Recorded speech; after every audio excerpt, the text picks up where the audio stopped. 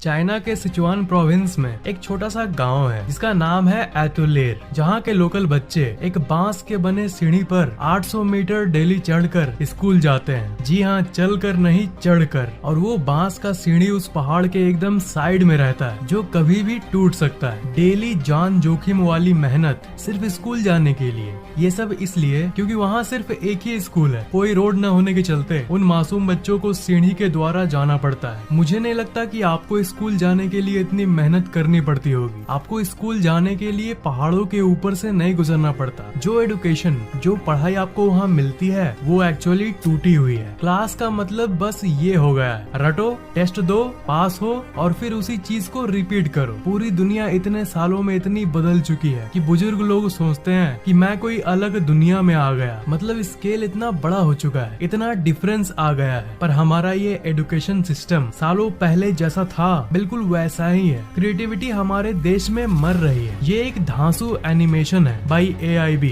और ये बहुत अच्छे से डिपिक्ट करती है कि कैसे आजकल के एजुकेशन सिस्टम में बच्चे मैन्युफैक्चर हो रहे हैं एक रोबोटिक तरीके से। स्कूल की आइडियोलॉजी क्या होती है? टाइम पर स्कूल जाओ, बेल बजेगा तो एक काम करो, दूसरा बेल बजेगा उसे फॉलो करो। यही सब रोबोटिक सिस्टम को फॉलो करो। अगर आप मैथ, साइंस या कोई ऐसी सब्जेक्ट में खराब हो तब एग्जाम के टाइम बवाल खड़ा हो जाता है। आपके पेरेंट्स को हमेशा आपके खराब मार्क्स के बारे में कंप्लेन मिलता है। पर अगर आप drawing, dance, cricket, other sports, music ऐसी चीजों में बहुत अच्छे हो तब आपके पेरेंट्स को कोई भी चिंता नहीं होगी और वो ज्यादातर इन सब चीजों पर ध्यान भी नहीं देते होंगे और बोलेंगे पढ़ाई पर ध्यान दो। ये सब भी आपके लिए एक बहुत बड़ा कैरियर ऑप्शन बन सकता है, पर कोई हमें इस पर ध्यान देने को नहीं कहता। सिंपल सी बात कहूँ तो स्कूल एक्चुअली आपके टैलेंट का वैल्यू नहीं करता और ये जो एजुकेशन सिस्टम है ये इस बात को नहीं मानता कि सबके अंदर कुछ न कुछ अलग टैलेंट होता है। जैसे कि मैंने पहले भी कहा है कि एक ऐसा काम जरूर है जो आपसे अच्छा और कोई नहीं कर सकता, जो कि है आपका टैलेंट। कई स्टूडेंट्स के अंदर कुछ अलग डिफरेंट टैलेंट होता है, पर कुछ स्टूडेंट्स एकेडमिक में भी अच्छे होते हैं। मतलब जिन्हें पढ़ाई बहुत पसंद होती है उनके लिए तो स्कूल एकदम सही है। पर उनका क्या, जिनके अंदर कुछ यूनिक अलग टैलेंट है, जो कुछ अलग करना चाहते हैं। एल्बर्ट आइंस्टाइन ने कहा था, everyone is a genius but if you जज a fish by its ability to climb a tree it will live its whole life believing that it is stupid. अगर आप मछली को देखो कि वो पेड़ पर चढ़ सकती है या नहीं तो फिर कैसे काम चलेगा?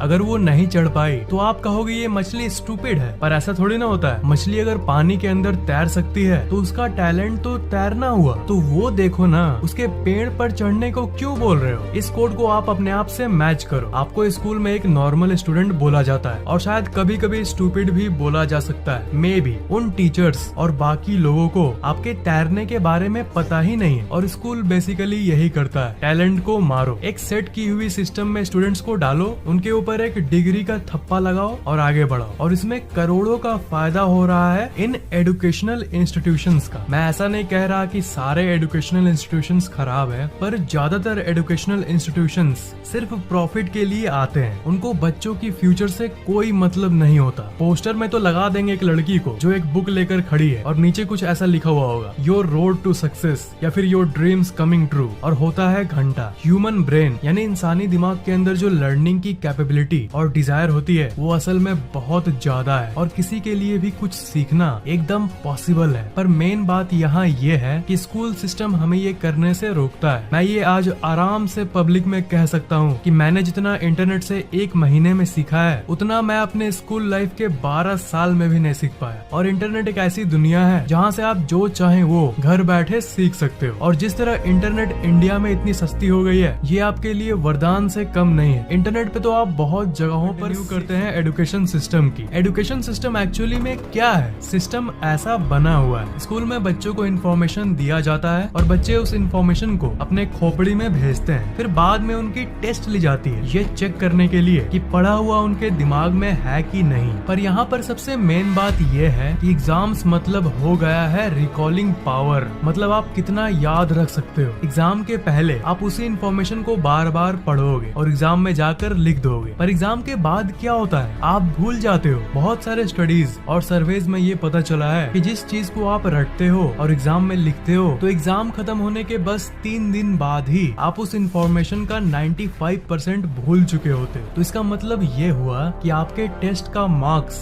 चाहे आपका कितना भी मार्क्स आए, ये सिर्फ ये बताता बताता है कि आपके रटने की ताकत कितनी है, जो कि एक फेक अकॉम्प्लिशमेंट है। और इसी फेक अकॉम्प्लिशमेंट के घमंड में टॉपर्स मुंह ऊंचा करके चलते हैं। टॉपर्स को ये लगता है कि मेरी इंटेलिजेंस कितनी ज्यादा है, पर सिर्फ मेमोरी पावर ही तो ज्यादा होती है। अगेन, सारे टॉपर्स ऐसे नहीं होते, पर ज्यादातर ऐसे ही होते। आप ही बोलो, क्या रटना एक्चुअल टैलेंट और एक्चुअल इंटेलिजेंस को बताता है? आपकी मेमोरी पावर कितनी है ये अलग चीज है, और आपके अंदर इंटेलिजेंस यानी बुद्धि कितनी है ये दूसरी चीज है। हाँ, मैं भी वीडियोस में बताता हूँ कि अपनी मेमोरी पावर को कैसे इंक्रीज करें, पर मैं वो इसलिए बताता हूँ ताकि आपको टेस्ट में हेल्प हो सके। पर कड़वा सच ये है कि आपको मेमोरी पावर यानी याद करने की शक्ति से ज्यादा अपनी इंटेलिजेंस और अपने अवेयरनेस को बढ़ाने की जरूरत है, क्योंकि वही आपको बाद में काम देगी, ताकि आप अपनी बुद्धि की हेल्प से इस दुनिया को समझ सको कि दुनिया क्या है, और फिर अपने बुद्धि से कुछ ऐसा कर सको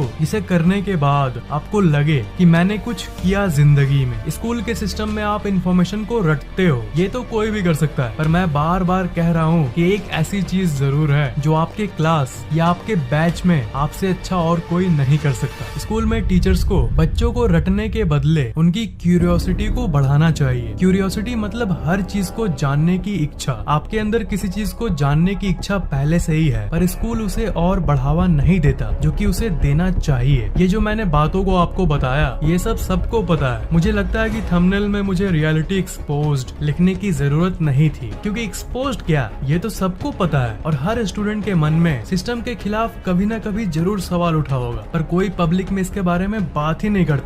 जैसा चल रहा उसे चलने दो। ऐसे कैसे होगा? स्कूल सिस्टम से अलग, अगर आपको कुछ अलग करने का मन है और आपका कुछ अलग शौक है, और अगर आप उसे फॉलो करते हो, तब जब आप उस काम को कर रहे होते हो तब आप खोए हुए होते हो, और जब खोए हुए होते हो तब आपका ब्रेन एक ऐसे स्टेट में होता है जिसमें रियल लर्निंग होती है। असल में बच्चा कुछ सीखता है, क्योंकि जब आप किसी काम में खो जाते हो तब आप खुश होते हो, इसलिए उस समय जो आपके दिमाग में घुसता है उसे आप 3 दिन के बाद नहीं भूलते स्कूल की पढ़ाई की तरह, बल्कि हमेशा याद रखते हो। दुनिया के जितने भी बड़े थिंकर्स हैं, सबसे सक्सेसफुल लोग हैं और बड़े लीडर्स हैं, उन सब में एक चीज कॉमन है। पता है क्या? वो अपने स्कूल या कॉलेज के ड्रॉप आउट थे। Mark Zuckerberg, Steve Jobs, Richard Branson, Bill Gates, Robert Downey junior, Johnny Depp, Eminem, Daniel Radcliffe, Walt Disney, Albert Einstein, Benjamin Franklin. ये लिस्ट असल में इतनी बड़ी है कि अगर मैं नाम लेता रहूं तो ये वीडियो 1 घंटे की हो जाएगी। ये सारे लोग अपने टीनेज में ही स्कूल से ड्रॉप आउट कर लिए थे, यानी स्कूल को छोड़कर अपनी जो इच्छा है वो किए थे। नहीं, मैं आपको ये नहीं कह रहा हूँ कि आप भी स्कूल छोड़ दो,